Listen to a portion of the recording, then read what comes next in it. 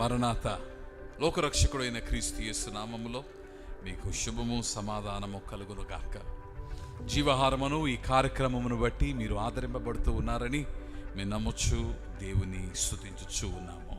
దేవుని ఎన్నికలో ఉన్న నరుడు నడిపింపబడతాడు.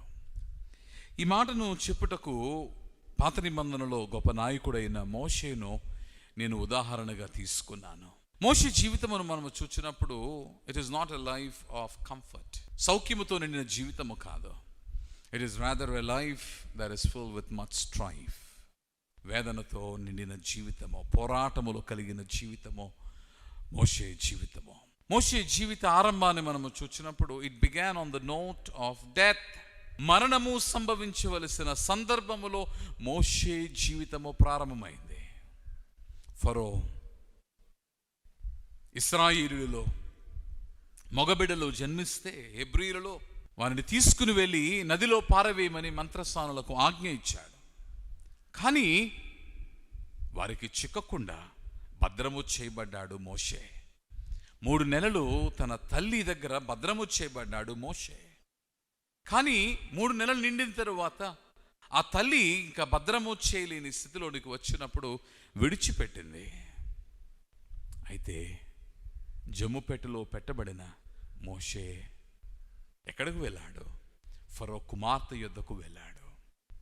ఇక్కడ what we find is we actually find the hand of God. దేవుని చేతిని మనము చూడవచ్చు. మీరు అనవచ్చు, ఎలాగూ దేవుని చేతిని మనము చూచుచూ ఉన్నాము. Remember, the laws of the nature are governed by God. దేవుని ఆధీనములో ఉన్నవి. సూర్యుడు, చంద్రుడు, నక్షత్రములు దేవుని ఆధీనములో ఉన్నవి. నీరు, గాలి దేవుని ఆధీనములో ఉన్నవి. The flow of water indeed is dictated by the laws of God.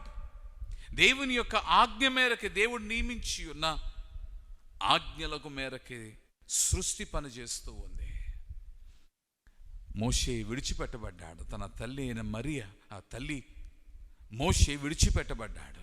తన తల్లి భద్రము చేయలేకపోయినను కూడా దేవుడు భద్రముగా ఫరో కుమార్తె యొద్దకు తీసుకుని వచ్చాడు. ఈ మాటను మీకు చెప్పడానికి గల కారణం ఏమిటి అంటే, Moses was in the sight of God. దేవుని దృష్టిలో మోషే ఉన్నాడు.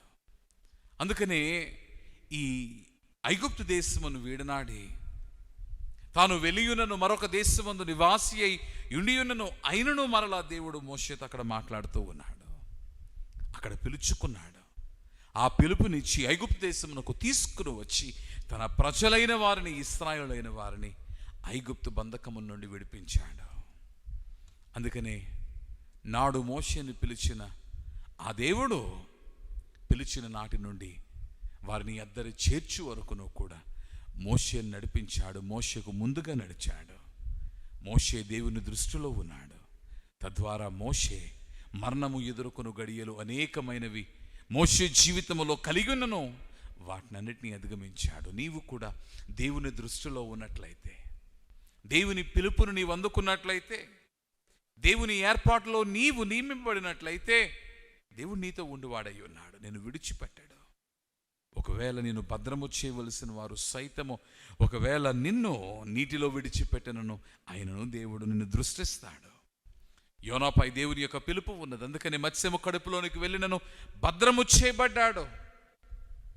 నీవు దేవుని దృష్టిలో ఉన్నవాడవైతే, దేవుని పిలుపునందుకొని ఆ పిలుపు చేత నియమింపబడిన వాడవైతే, పని కొరకు ఏర్పాటు చేయబడిన వాడవైతే దేవుడు నిన్ను దృష్టిస్తాడు. భయపడవద్దు.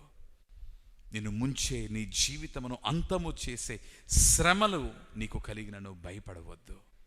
దేవుని దృష్టిలో నీవు ఉన్నట్లయితే నిత్యము నీవు జీవిస్తావు. ప్రభువా, ఈ మాటలను నీ బిడ్డల వినికిడిలో దీవించుము. వారు కలిగిన పోరాటములో ఈ మాటల వలన ధైర్యము నింపుము. తండ్రి, నీ వలన నిత్యము మేము జీవించు వారమై ఉన్నామని వారు తెలుసుకొనుటకు సహాయము చేయము. ఈ మాటల వలన ధైర్యమును నీ బిడ్డల హృదయంలో నింపు.